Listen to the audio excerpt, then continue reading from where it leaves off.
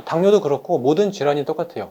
결국 그 병을 만든 원인을 제공한 사람이 본인이기 때문에 본인의 식사 생활이 바뀌지 않으면은 아무리 병원에서 약을 주고 뭘 하고 해도 근본적으로 식사가 바뀌지 않으면은 관리가 안 될 수밖에 없어요. 그래서 관리 안 되기 때문에 약을 처방하는 거고, 약을 처방하니까 혈당이 잡히니까 안심을 하게 되고, 그러면서 반칙을 조금씩 하게 되고, 병원에서 봤을 때는 또 혈당이 올라가니까 또 약을 바꾸거나 추가하거나 인슐린까지 가게 되는 그런 문제가 발생하기 때문에 결국에는 당뇨도 그렇고 모든 질환이 그렇지만 병원에서 치료가 안 되고. 당뇨병 환자가 공복혈당이나 당할색소 개선에 간헐적 단식이 효과가 있다고 알려져 있는데 확실히 효과가 있을까요? 당뇨 관리하는 데 있어서 간헐적 단식이 효과가 있는지. 근데 당뇨약이나 이미 인슐린을 맞고 계시는 분들이다라고 하면 조금 조심스럽게 접근을 해야 될 것 같기는 해요.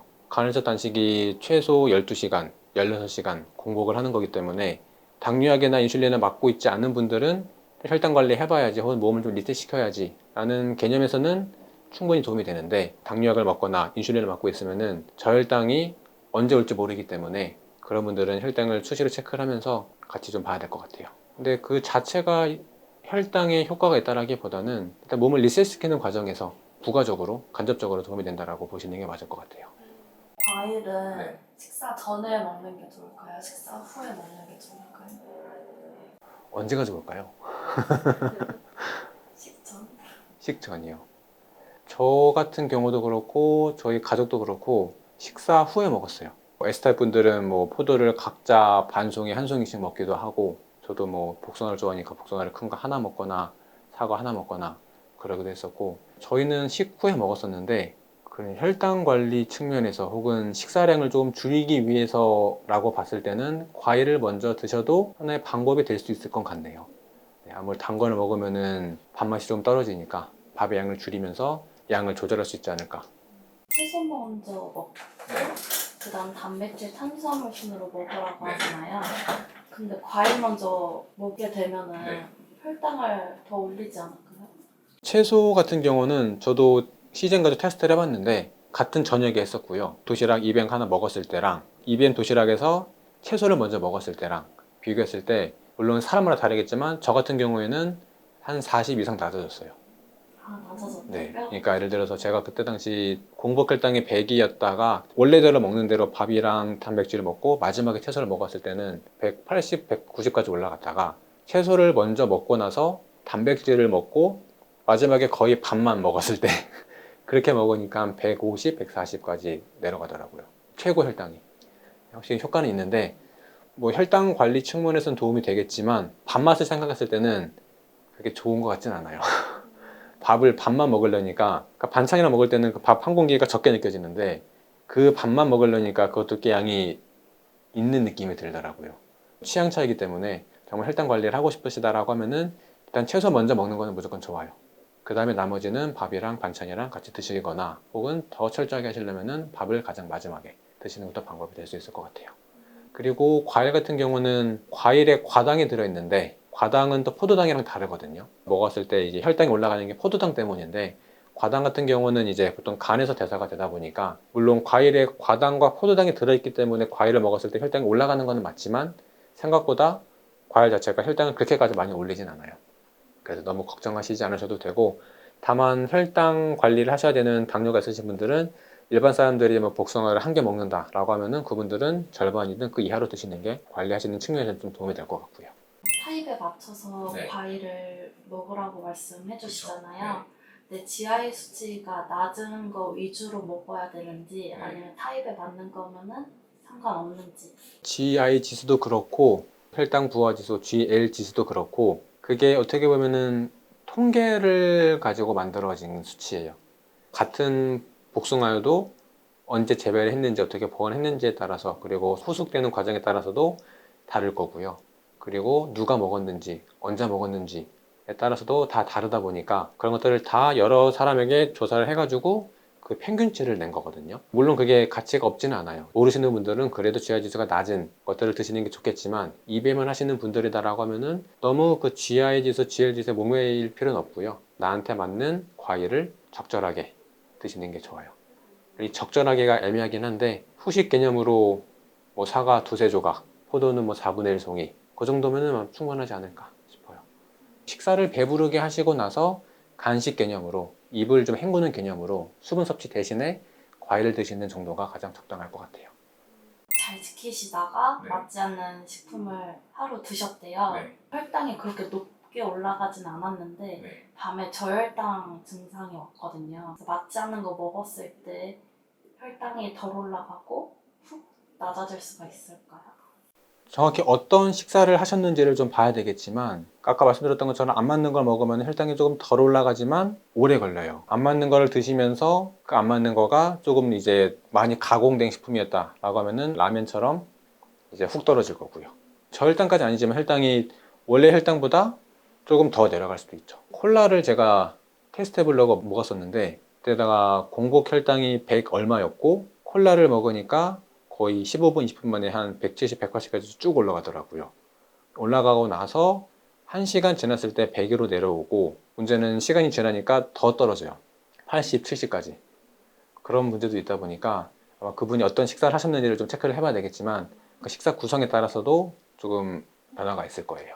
1형 당뇨였던 분들은 네. 인슐린 주사를 투여하잖아요. 네네. 주사를 맞지 않고도 식품으로 생성할 수 있는지가 궁금해요. 2형 당뇨이신데 인슐린이 거의 분비가 안 돼서 인슐린을 맞고 계시는 분들이 좋아지시는 사례를 보고는 있거든요. 최근에도 다녀가신 분 82세 되시는 그분도 처음에 아침 28단위, 저녁 20 몇 단위 맞고 있던 거를 아침에 16, 저녁에 15로 줄이면서도 오히려 당화색소는 그때 7.1에서 6.6으로 줄어들었을 거예요. 그러다 보니까 인슐린을 맞고 계셔도 식사를 잘 하시면서 장이나 간 기능 회복을 하고 췌장 기능 회복이 되면은 좋아질 수가 있다라고 봤을 때 그런 관점에서 보면은 1형 당뇨도 보통 자가 면역 쪽이니까 그래도 췌장이 붙어 있는 상황이고 췌장이 조금 망가져가지고 제 기능을 못할 뿐이지 회복이 될 수 있다라고는 봐요. 실제로 1형 당뇨이신 분들이 박사님이 예전에 상담하셨던 분들 말씀을 들어보면은 1형 당뇨이셔가지고 인슐린을 맞고 계시는 분들도 실천하시면서